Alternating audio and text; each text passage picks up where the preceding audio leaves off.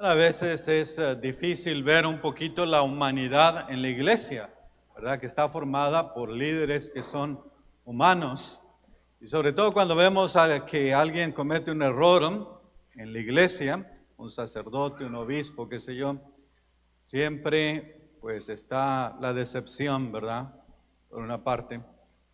Y nos sentimos un poquito desanimados y a veces hasta nos da vergüenza de pertenecer a la iglesia. Pero es bueno recordar lo que vivieron los apóstoles. Los apóstoles fueron seres humanos como nosotros, ¿verdad? Débiles también. ¿Por qué? Porque cuando al Señor Jesús lo llevaban a crucificar, todos corrieron. El único que permaneció a un lado del Señor fue Juan. Todos los demás huyeron. Pedro, bueno, Judas lo traicionó primero. Pedro lo negó 3 veces. Los demás todos corrieron y lo dejaron solo en un momento más difícil de su vida, cuando lo crucificaron. Dejaron al Señor solo. Y después, pues están con miedo. Por eso el Evangelio nos dice hoy que están encerrados, porque tienen miedo que lo que le pasó a Jesús les pase también a ellos. Y no solamente tienen miedo, tienen un peso de conciencia también. ¿Por qué? Porque corrieron, porque dejaron al Señor solo. ¿Cómo es posible que lo hayan dejado solo en el momento más difícil de su vida? Están llenos de vergüenza, traen una culpa sobre sus hombros y no hayan qué hacer, no saben qué hacer. Y cuando están con todos estos sentimientos, con aquella tristeza por haber perdido a Jesús, Jesús aparece en medio de ellos y les dice: la paz esté con ustedes. No hay reproche. No les dice: cobardes, ¿por qué me dejaron solo? ¿Por qué me abandonaron? ¿Por qué corrieron? Sino que les dice: la paz esté con ustedes. Son las palabras de Jesús. Ahí vemos la belleza de la misericordia del Señor, que hoy celebramos la misericordia del Señor. Ahí donde se ve su misericordia, su amor por el ser humano, por los suyos. ¿Sí? Y les concede la paz, les concede la paz. Es muy fácil amar a una iglesia que es perfecta, pero una iglesia que no es perfecta, una iglesia que está herida, una iglesia que es débil, una iglesia que es humana, una iglesia con escándalos, no es fácil amarla. Pero esta es la iglesia que nos dejó el Señor. Esta es la iglesia que nos dejó el Señor. Una iglesia débil, humana. ¿Y por qué decimos? Porque cuando el ser humano es débil, la fuerza no está en el ser humano. La fuerza está en Dios, y Dios tiene el poder para cambiar los corazones. Esa es la fuerza de Dios. Tiene el poder para cambiar los corazones. Y poco a poco va a ir formando a sus apóstoles, aquellos que corrieron, aquellos que fueron cobardes, aquellos que lo abandonaron. Va a irlos formando de acuerdo a su corazón poco a poco. También tienen que aprender. Y la manera de aprender a veces viene a ser a través del sufrimiento, los momentos difíciles, las crisis, los problemas. Si no hay crisis, si no hay problemas, no hay crecimiento. Cuando hay problemas es cuando nosotros crecemos, maduramos, crecemos en nuestra fe. Pues son son el pan de cada día. Pero allí Dios está haciendo su obra. Y cuando se aparece Jesús a ellos, lo primero que les muestra no viene a ser el rostro, sino viene a ser las manos traspasadas por los clavos, las manos que se quedaron vacías porque ya no tenían nada que dar. Lo habían dado todo. Jesús había dado su vida por sus discípulos, por la humanidad. Lo había dado todo completamente. Por eso les enseña las manos que lavaron los pies de los discípulos, las manos que tocaron al leproso, las manos que levantaron a la mujer adúltera, las manos que sanaron a tantos, las manos que bendijeron a los niños. Esas son las manos que han amado, las manos que se han entregado, que han servido. Por eso les muestra las manos a sus discípulos.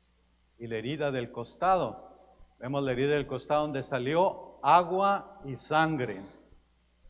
Pues el agua que representa el bautismo, ahí es donde nace la iglesia. El bautismo, la Eucaristía, la sangre representa la Eucaristía. Y es tanto el amor que nos ha tenido que nos ha dejado ese pan en la Eucaristía para darnos vida eterna, para alimentarnos en nuestros problemas, en nuestras crisis, en nuestras debilidades. Ahí es donde encontramos nuestra fuerza. Y vemos la bendición que Dios nos ha dado. Dios es un Dios generoso, un Dios que nos ama inmensamente y que no solamente dio su vida, sino que nos sigue dando hoy en día la Eucaristía para fortalecernos, el bautismo para nacer a la vida eterna. Ahí vemos la gran bendición de Dios. Es bendición tras bendición que Él nos da. Ahí vemos su misericordia. Dios que tiene un corazón que se compadece hasta lo más profundo. Misericordia viene del latín miserere corde, y quiere decir desdoblarse en lo más profundo de su corazón, en sus entrañas, hasta lo más profundo. Se compadece y tiende la mano y levanta. Esa es la misericordia de Dios, que siempre nos levanta, nos sana. Nosotros también, como los discípulos, también hemos a veces negado al Señor, a veces lo hemos traicionado, a veces lo hemos dejado solo, a veces lo hemos abandonado. Tantas cosas que hemos hecho también. Pero sin embargo, la iglesia es santa porque es la primera que ha sido perdonada. Por eso la iglesia es santa. A veces nos cuesta decir que la iglesia es santa. Es santa porque es la primera que ha sido perdonada. Y nosotros también hemos sido perdonados tantas veces. Y ahí vemos la generosidad de Dios. Y por eso el Señor nos llama a hacer lo mismo. Por eso nos muestra sus manos, su costado. Porque estamos llamados también a hacer lo mismo que Él hizo, donar nuestras vidas para el bien de los demás. Eso es lo que Él nos pide. Y esas heridas de Jesús van a permanecer para siempre, porque ahí está el signo del amor que Él tiene por la humanidad. Esas heridas que siempre van a estar con Él, porque esas heridas nos dicen que tanto nos ha amado. Pues ahí vemos su gran amor por nosotros, lo que ha hecho por nosotros. Y luego sopla sobre ellos y les dice: reciban al Espíritu Santo. A quienes ustedes les perdonen los pecados, les quedarán perdonados. A quienes ustedes les retengan los pecados, les quedarán retenidos. Les da el poder para perdonar pecados. ¿Y por qué decimos que un padre puede perdonar pecados?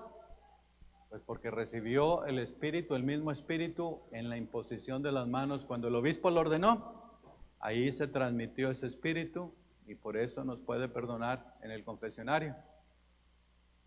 A veces decimos: no, pues yo me confieso con Dios directamente. Bueno, ¿y estás seguro que te perdonó? Pues la confesión, la importancia de la confesión. Había un compañero en el seminario que él estaba unos meses ya de casarse, y entonces dice que en una ocasión iba por la calle y dice, y pues vi una iglesia. Dice: yo nací en una familia católica, me bautizaron, pero nunca más volví a pisar una iglesia católica. Dice: entonces veo esta iglesia muy bonita. Dice que entró en la iglesia aquella y se quedó en silencio y empezó a ver pues todo aquello que pues de niño, cuando era pequeño, ¿verdad?, alcanzó a ver las imágenes. Empezó a rezar en silencio. Y entonces cuando estaba rezando, dice que volteó y vio que estaba el confesionario y que estaba el padre confesando. Dice: bueno, pues nunca me he confesado en mi vida, voy a confesarme. Entonces va, se mete en el confesionario y se confiesa. Y dice toda su vida, todos sus pecados. Dice que empieza a llorar al confesar sus pecados. Y luego que al final de que confesó todo, el sacerdote le dice: yo te absolvo de tus pecados en el nombre del Padre y del Hijo y del Espíritu Santo. Y le dice: pero padre, ¿qué está diciendo? Dice: ¿cómo que Dios me ha perdonado? Dice: sí, hijo, Dios te ha perdonado. Pero mire lo que le dije, todo lo que le he confesado. Dice: pues Dios te ama y Dios te ha perdonado. Dice que para él esa experiencia le cambió la vida. Dice, no podía dejar de pensar que Dios me había perdonado tanto, que me había amado tanto. Dice, y entonces empecé a pensar, quería más de Dios, quería más de Dios. Empezó a ir a la iglesia, a envolverse más. Pues en lugar de casarse, ¿qué creen? Entró al seminario y ahora es sacerdote. Entonces ahí vemos la obra de Dios. Dice, ¿por qué? Si Dios fue tan generoso y tan misericordioso conmigo, dice, eso es lo que yo debo de llevar a los demás. Ese amor y esa misericordia de Dios. Porque eso es lo que yo he experimentado. Y eso es lo que experimentaron también los apóstoles. Pedro, los demás que corrieron, todos experimentaron esa misericordia de Dios. Pedro, ¿me amas? Tiene que reconciliarse con Jesús. ¿Me amas? Sí, Señor, tú sabes que te amo. Una segunda vez y luego una tercera vez. Pedro, ¿me amas? Sí, Señor, tú lo sabes todo, tú sabes que te amo. Apacienta mis corderos. Y empieza la misión de Pedro. Nosotros también hemos sido perdonados y también tenemos una misión.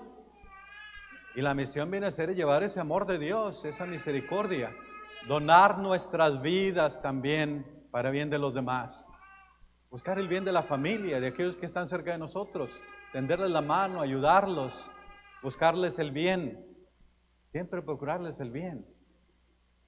Eso es lo que Dios quiere de nosotros. ¿Por qué? Porque Dios me ha perdonado, porque Dios ha sido misericordioso conmigo, porque Dios ha sido generoso conmigo. Yo debo hacer lo mismo también con los demás. Entonces la misión de Pedro viene a ser rescatar a la gente del pecado. Eran pescadores, se vuelven pescadores de hombres, ¿verdad? Así nosotros es la misión también, sacar a la persona del pecado, porque el pecado es la no vida. El pecado es la no vida, nos quita la vida, nos acaba, nos deprime, nos hace sentirnos culpables, nos quita la libertad, oscurece nuestras vidas, desfigura nuestro rostro, porque ya no tenemos el rostro del Padre, sino un rostro desfigurado por el pecado. Entonces la importancia de volver nuevamente al camino de Dios, de rescatar a la gente para que vuelva al camino de Dios. Esa es la misión. Y eso es algo que Pedro tiene que aprender. Es como una roca que con el cincel se tiene que ir formando poco a poco. Después Pedro cuando predica tiene que sufrir mucho. Y dice la historia que pues se va a Roma a predicar y sale huyendo porque empiezan a perseguir a los cristianos. Él va huyendo de Roma y cuando va saliendo de Roma ve a Jesús con su cruz, su corona de espinas, y va hacia Roma Jesús y le dice, Pedro le dice, ¿a dónde vas, Señor mío? Y le dice Jesús, voy a morir por ti porque tú no has sabido morir por mí. Y luego Pedro se regresa nuevamente a Roma y deja que lo crucifique. Y no se sintió digno de ser crucificado como el Señor, entonces pide que lo crucifiquen con la cabeza hacia abajo. Así es como muere Pedro, dando testimonio de su amor a Cristo y de la palabra de Dios. También aprendió que tenía que donar su vida. Esa es la enseñanza que nos da el Señor. Nosotros también tenemos que aprender a donar nuestra vida, buscando el bien de los demás siempre. Le pedimos a Dios que nos dé un corazón como el suyo, que ame plenamente, que sirva, entregue su vida, siempre buscando el bien de los demás. Que así sea.